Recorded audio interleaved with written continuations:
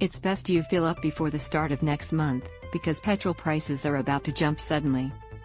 The cost at the buzzer is going to climb for two reasons, one domestic and one from overseas. The Morrison government's pre-election budget sweetener of temporarily slashing the fuel excise on every litre of fuel is due to expire on October 1st. Read more. Homeowners bracing for new interest rates rise, and the Organization of Petroleum Exporting Countries, OPEC, has agreed to cut production by 100,000 barrels a day. Both of these decisions are going to cause petrol prices to shoot up. Why is the petrol excise cut expiring? The reason for the petrol excise going back to its regular price is simple: money. The federal government draws in a substantial amount of money from the excise, which is another name for a tax, which is usually 44 cents a litre.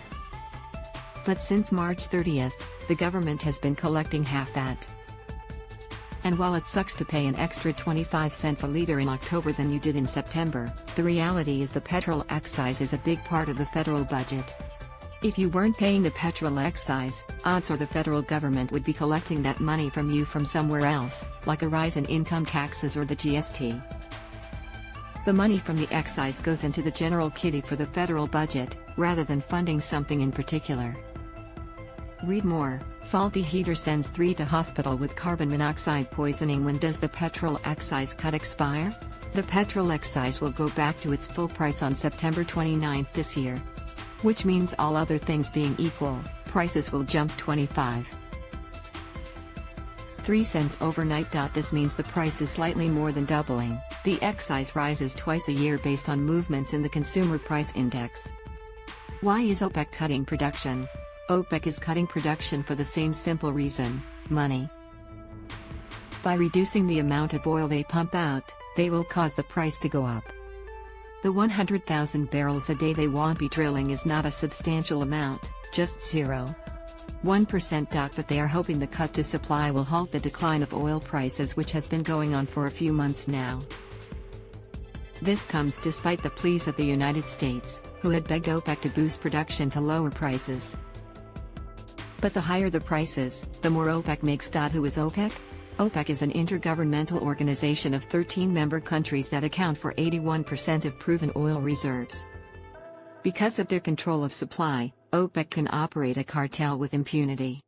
And unfortunately, most of the countries in OPEC are ones that don't have great relationships with Australia.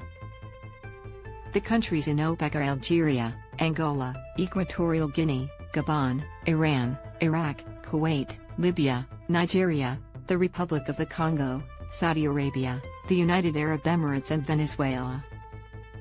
The associated oil-producing nations of Azerbaijan, Bahrain, Brunei Darussalam, Kazakhstan, Malaysia, Mexico, Oman, Philippines, Russia, Sudan and South Sudan will also cut production in line with OPEC's decision.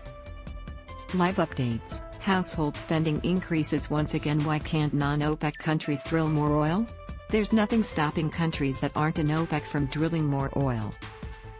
But for many of the non-OPEC nations, governments can't instruct the oil companies to produce more.